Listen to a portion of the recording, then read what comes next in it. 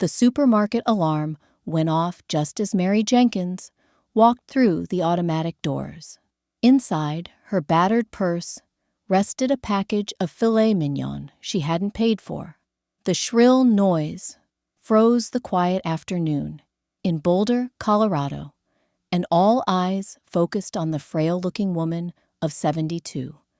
Mary didn't break stride or even blink when the siren began to wail. Her gray hair was neatly pulled back into a bun, and she stood straight, like someone who had spent her entire life teaching, which she had. Her blue eyes, framed by deep lines that told stories of decades of smiles and tears, focused on the horizon as she walked, as if nothing were happening.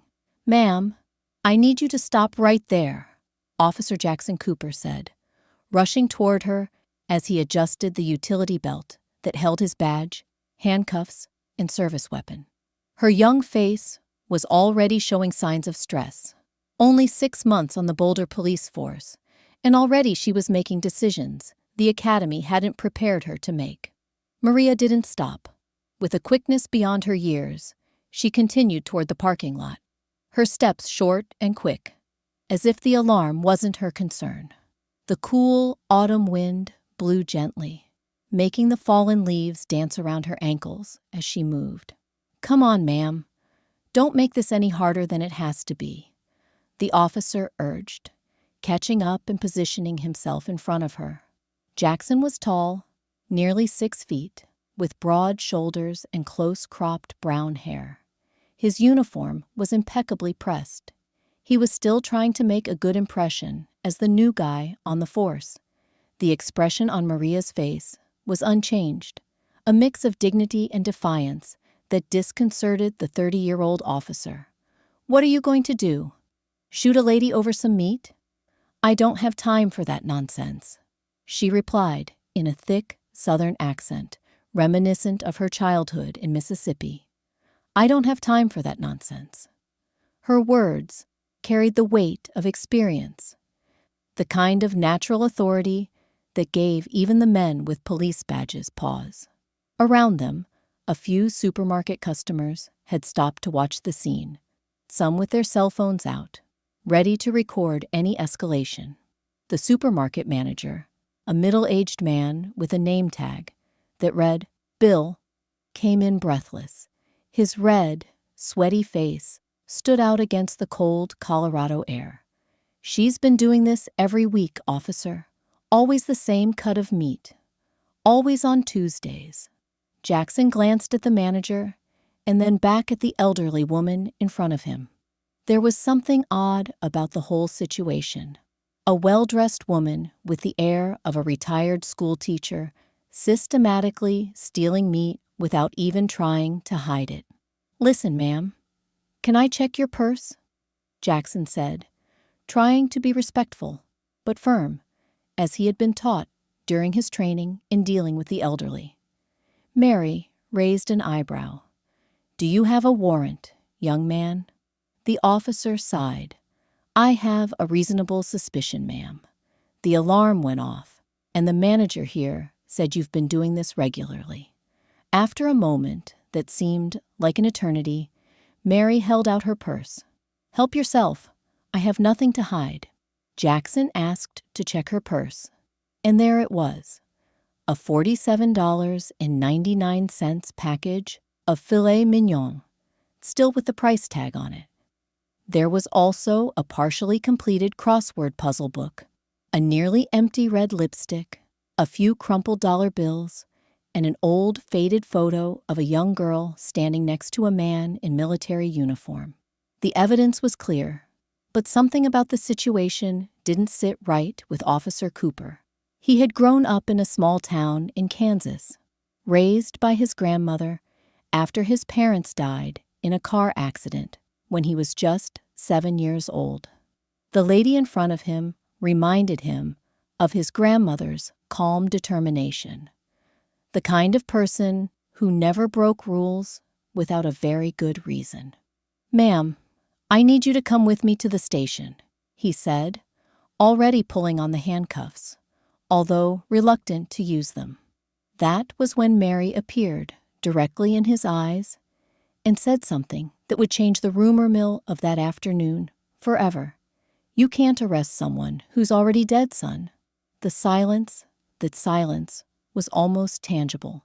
The manager took a step back, and the policeman felt a chill run down his spine.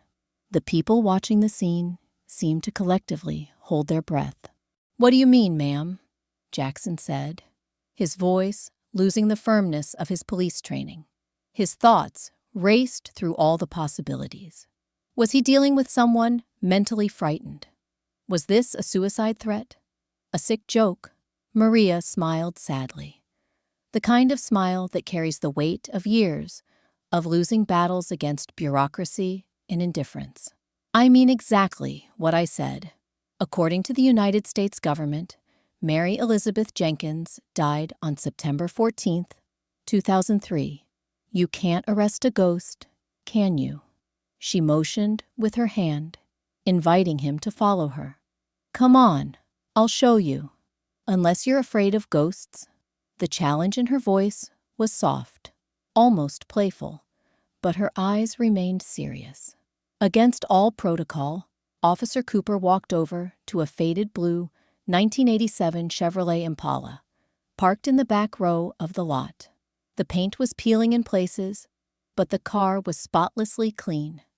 The mild autumn temperature in Colorado suddenly felt cooler as the sun began its descent behind the Rockies, painting the sky in shades of orange and purple. "This was my husband's car," she said, as she unlocked the trunk. "James loved this old thing more than anything in the world. Well, except me, or so he said."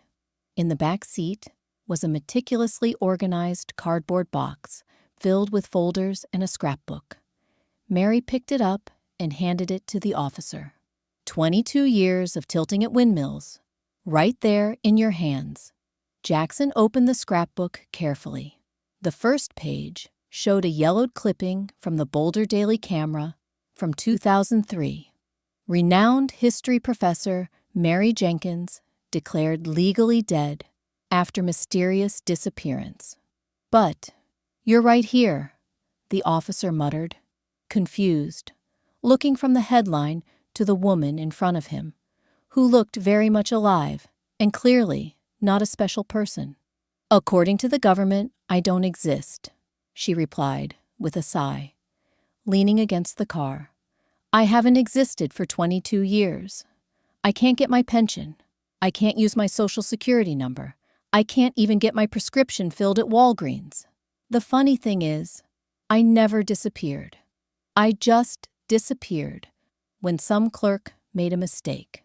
Mary explained that she was on a research trip to the National Library in Washington, D.C., when someone with a similar name, a Mary L. Jenkins, died in Boulder.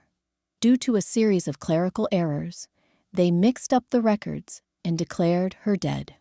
When she returned home 2 weeks later, she discovered that her life had been officially ended. "At first, I thought it was a joke, a little bureaucratic problem that could be solved with a phone call or two." Mary flipped through a few more pages of the album, showing letters from lawyers, denied offers, and failed attempts to prove her existence. There were copies of her birth certificate, a current photo from a newspaper of the day, affidavits from former students and colleagues attesting that she was, in fact, the real Mary Jenkins.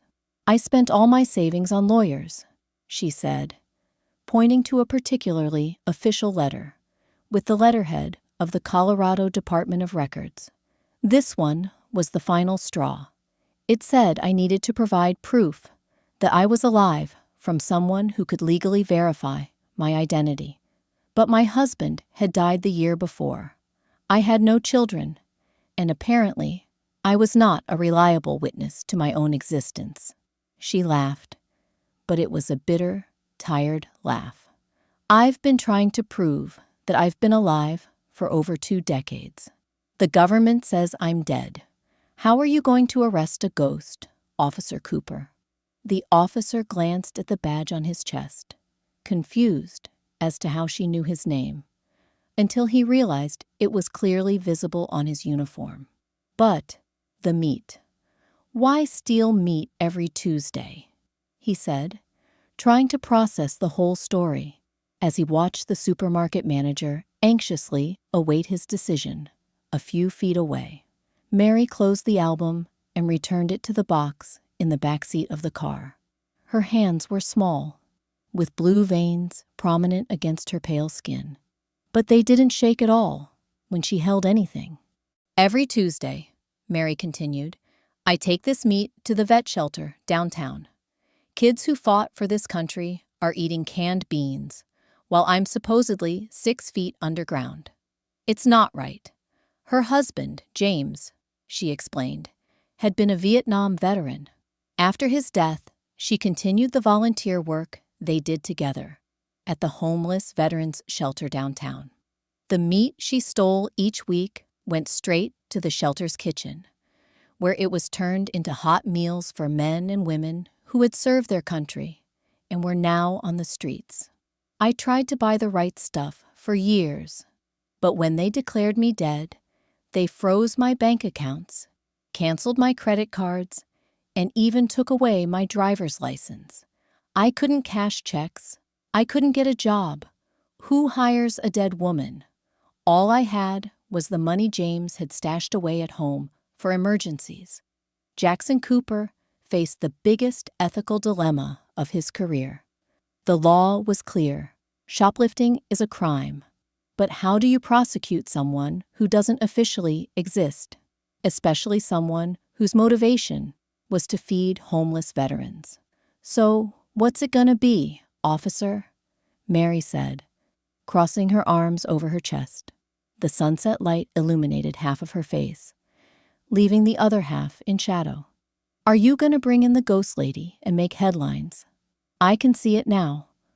Boulder police successfully arrest woman, dead for 2 decades. Meanwhile, the late afternoon sun cast long shadows across the asphalt of the parking lot, as if drawing the fine line between right and wrong that he would now necessarily decide which side to take.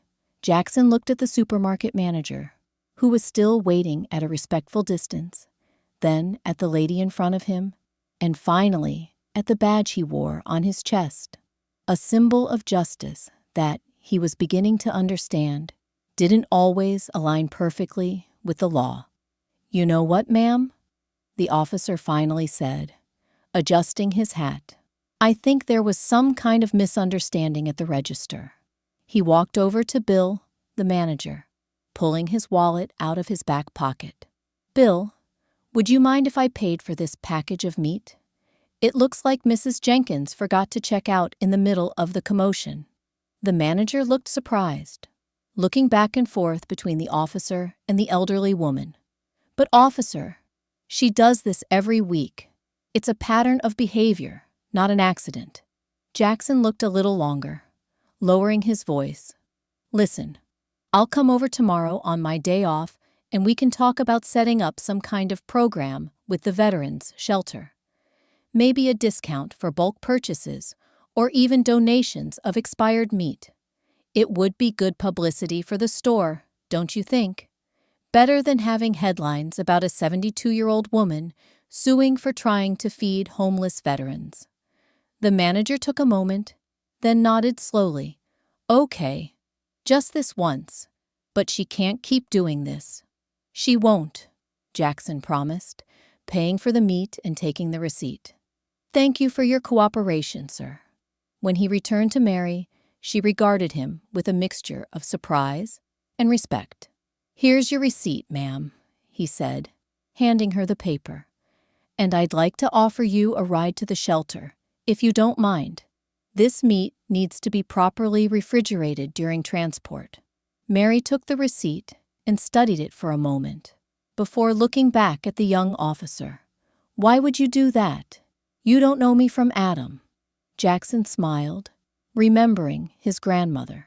My grandmother used to say that sometimes doing what's right means ignoring what's written.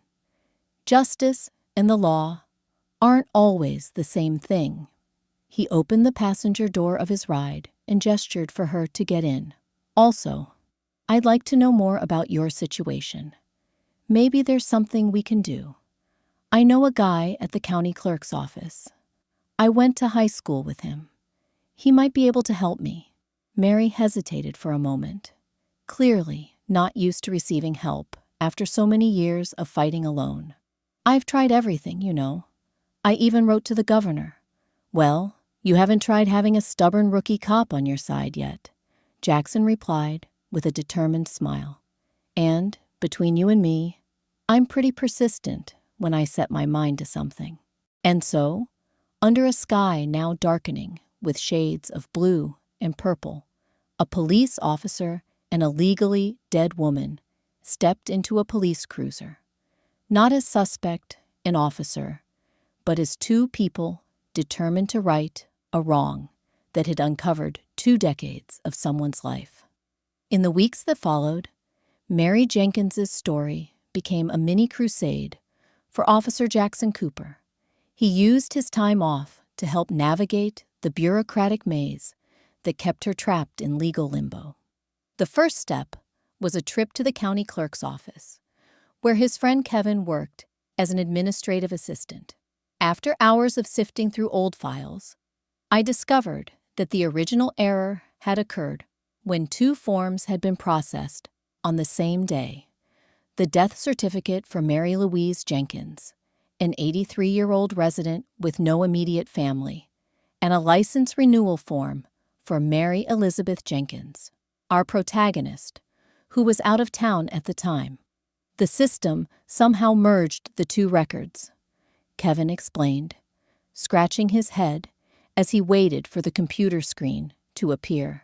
And when the death certificate was processed, it overwrote the other information. It's like the computer had to choose which Mary Jenkins was the real one and chose the dead one.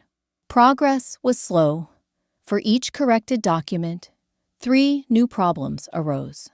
Mary tried to prove her identity to get her documents back, but she couldn't prove who she was without the documents I needed to recover. At the veterans' shelter, Mary became something of a celebrity as the story began to circulate. The men and women she had fed for years, with her stolen filet mignon, now gathered around her every Tuesday when she and Jackson arrived with the meat. Now legitimately purchased thanks to a deal with the supermarket, which had agreed to make weekly donations in exchange for a small tax credit Jackson discovered existed for companies that contributed to veterans' charities. "You're the realest ghost I've ever met," joked Frank, an Iraq veteran with a prosthetic leg, as he savored the beef stew prepared in the communal kitchen. If the government says you don't exist, what does that say about the government?